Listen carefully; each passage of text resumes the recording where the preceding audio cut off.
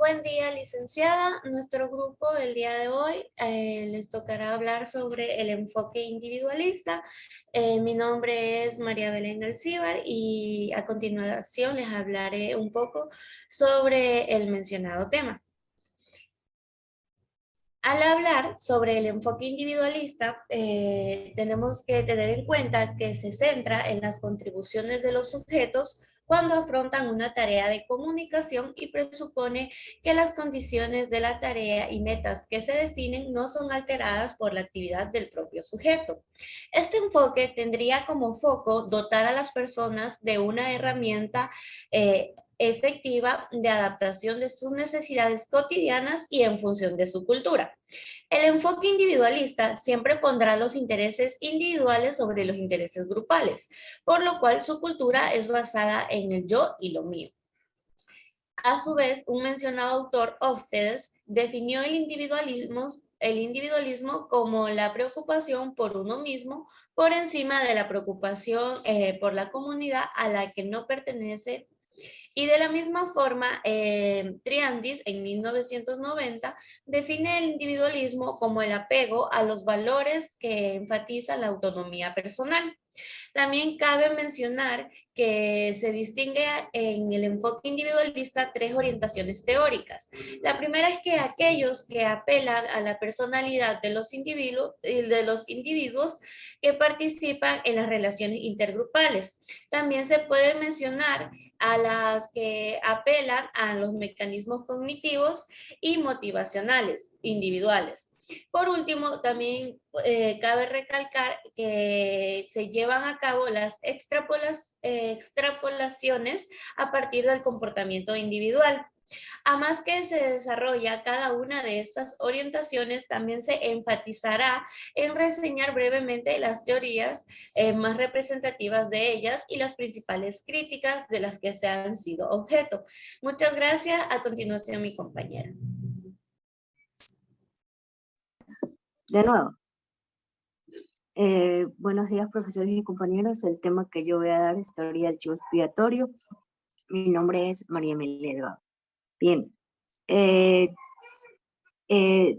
Dollar y colaboradores del año 1969 mantienen que la frustración es condición necesaria y suficiente para que se dé el comportamiento agresivo, cuando éste no puede proyectarse en la causa que él provoca, entonces se desplaza a otros blancos. Chivos expiatorios, a otros grupos considerados diferentes y más débiles que el propio grupo. En momentos de crisis, estos desplazamientos se manifiestan más intensos y violentos. Con estos supuestos, Yollar y colaboradores tratan de explicar el crecimiento del antisemitismo en Alemania en el periódico comprendido entre las dos guerras mundiales. Bien, esto nos explica que es un fenómeno bastante difundido a nivel social e individual. Y es una persona o grupo al que se culpa a pesar de ser inocente. A continuación, compañero. Buenos días, profesora. Mi nombre es Melanie y les voy a hablar sobre el mismo.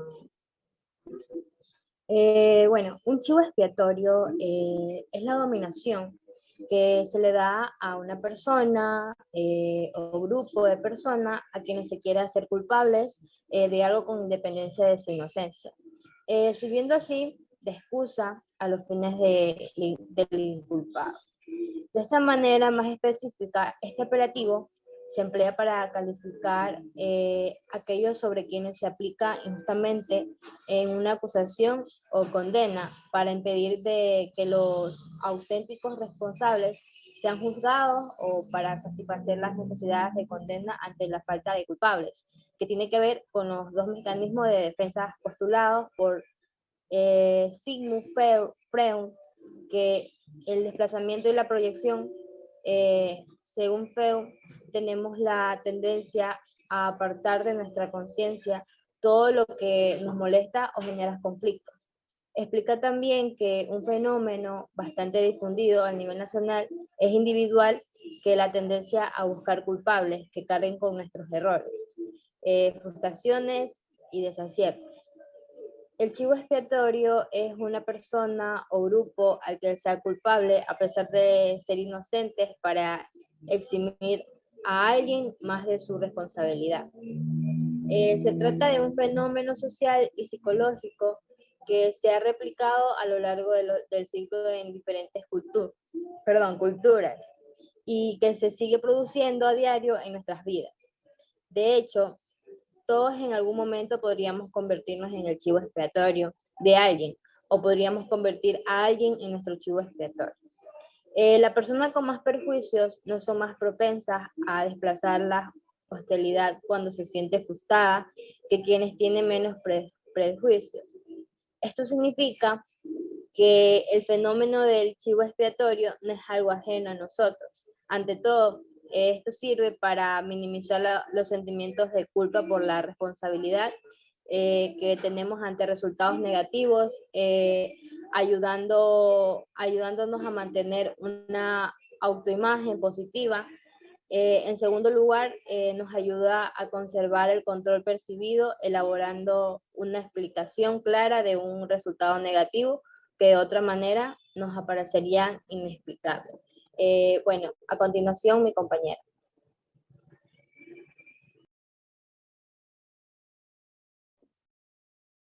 Bueno, yo les voy a hablar sobre la teoría de la personalidad autoritaria. Mi nombre es Merakije Cáceres. Bueno, se dice que Adorno y colaboradores en 1950 indagaron acerca de las raíces psicológicas para algunas actitudes intergrupales, como era el antisemitismo y el etnocentrismo.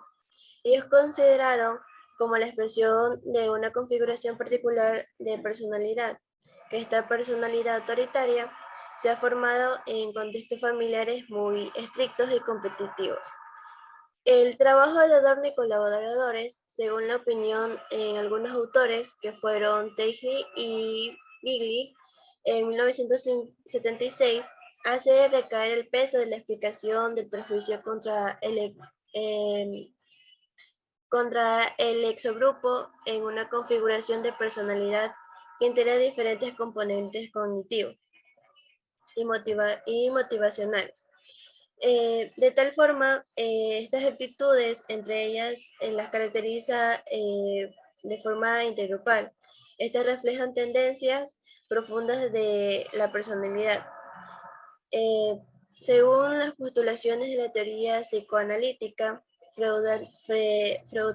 freudiana, en opinión con Miglin, el estudio de la personalidad autoritaria muestra los procesos psicológicos que medían ciertas creencias culturales.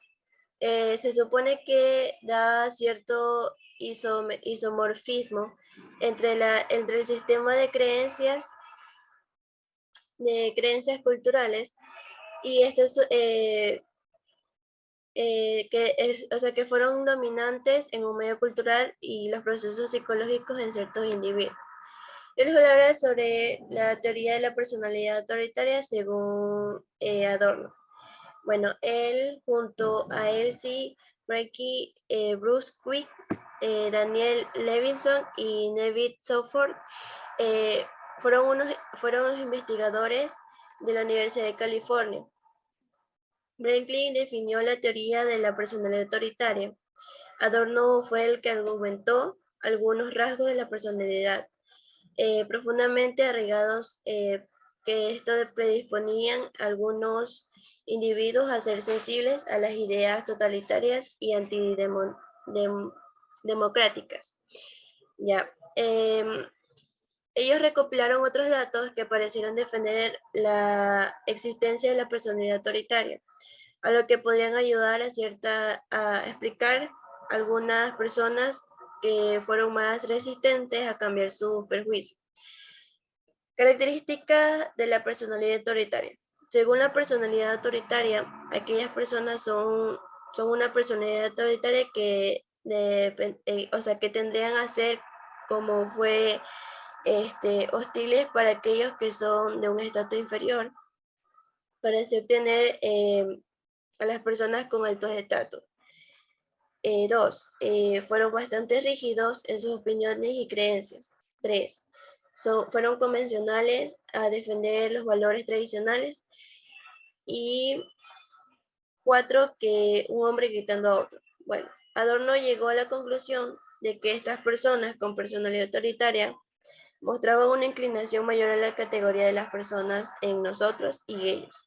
Ellos percibieron su propio grupo como superior y las personas con una educación estricta administrada por padres estrictos y severos tenían más probabilidades de desarrollar una personalidad.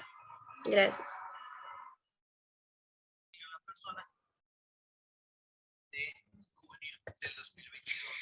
Mi nombre es María José Prado y les voy a hablar lo que corresponde al tema de TADFED. Si bien TADFED considera que el estudio de la personalidad sirve para mostrar lo que los individuos manifiestan en cada caso de sus actitudes hacia un grupo de personas. Si bien básicamente se planteó que lo basado al autoconcepto de la persona está formado por una parte de la identidad de la persona que se refleja como el conocimiento que posee el individuo hacia, haciendo saber de esta manera que pertenece a determinados grupos sociales, justamente que estos conllevan el significado emocional que cada individuo tiene. A continuación, mi compañera.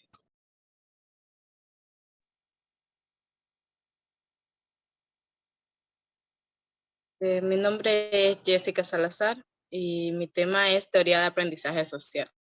En esta teoría se destaca el papel que tiene el desarrollo de los perjuicios en los modelos aprendidos durante todo el proceso de socialización. Y hace hincapié en la idea de que la agresividad, como otras formas de comportamiento social, por una parte se aprende de las experiencias directas o indirectas. Los sujetos aprenden que personas o grupos son objetos de la agresividad, qué acciones justifican o requieren represalias agresivas y en qué situaciones y contextos es apropiado. El psicólogo Albert Bandura propuso la teoría de aprendizaje social, la cual sugiere que la observación, la imitación y el modelaje juegan un papel primordial en dicho proceso.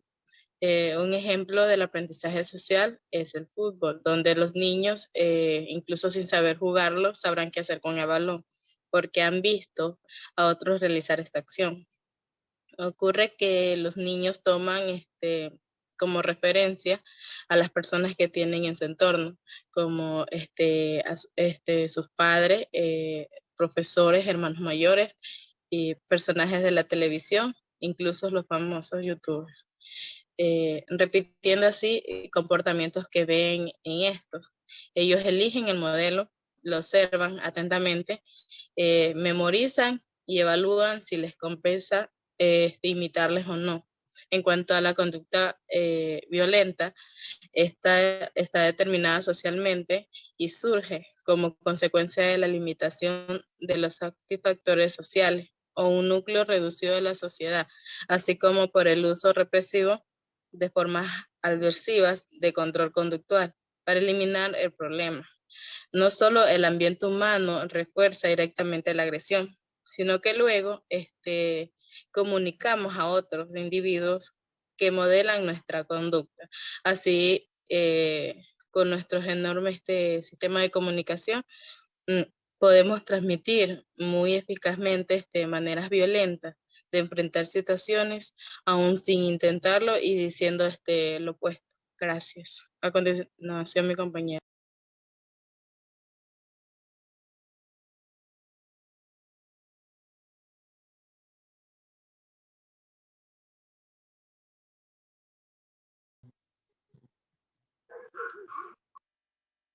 Mi nombre es Ureta Figueroa María y bueno, a continuación también hablaré del enfoque individualista que la teoría de la privación relativa lo tiene como enfoque. Bueno, explicando un poco de la teoría de la privación relativa, es la diferencia entre la situación por una persona y su situación efectiva. Esta teoría predice que es más probable que estos actos se produzcan cuando los miembros de los grupos desfavorecidos perciban contradicción entre su estado actual y aquel que realmente creen que tienen derecho en base a comparaciones que realizan consigo mismo en el pasado o con otros grupos. También cuando las personas perciben una discrepancia entre su estado actual y lo que ellos esperan o creen que tienen derecho. Existen 3 tipos de patrones diferentes de privación relativa, en función de la relación expectativa y en relación de las capacidades. Como primer punto tenemos las expectativas que se manifiestan constante, pero sus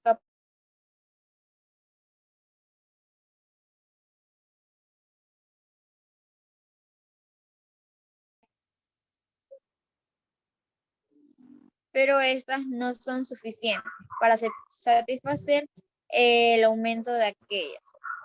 Bueno, para finalizar, todas estas explicaciones individualistas basadas en procesos psicológicos y características de personalidad de los miembros de los grupos se muestran claramente insuficientes en lo que es el análisis de relaciones intergrupales. A continuación, mi compañera.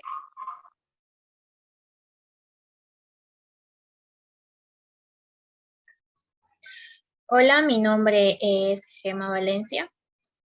A continuación, les voy a dar, para concluir, el individualismo se justifica por el carácter necesariamente subjetivo de toda percepción humana en materia de hechos sociales, es decir, que esto impone límites a nuestro conocimiento y moldea nuestras creencias. El saber concreto que orienta la acción de un grupo de individuos no existe como un conjunto coherente y lógico, sino que de una forma dispersa, incoherente, bajo la cual se manifiestan muchos individuos. Por lo tanto, la unidad elemental de la vida social es la acción humana individual. Además, esta surge como resultado de la acción y la interacción entre individuos. Este enfoque indica que, como primer punto, que los individuos tienen a menudo objetivos que afectan el bienestar de otros. Como segundo punto, tenemos que frecuentemente tienen creencias relativas y entidades superindividuales, que no son reductibles a creencias relativas a otros individuos. Y como tercer punto, tenemos de que muchas propiedades de los individuos, como es, por ejemplo, tener poder, no es necesariamente en las relaciones, sino que de una manera que la descripción exacta de un individuo puede exigir una frecuencia para otros individuos. Dado esto, que no existen leyes determinadas para el comportamiento de los individuos, no se pueden hacer generalizaciones, pero como se debe recurrir a meras descripciones de los acontecimientos. Surge la idea de lo que es el mecanismo, que representaría a grandes rasgos, también asimismo lo que son patrones casuales que se producen con frecuencia, que se reconocen fácilmente y surgen en condiciones generalmente desconocidas y permiten explicar, pero no predecir. Muchas gracias. Esta ha sido en cuanto a nuestra exposición.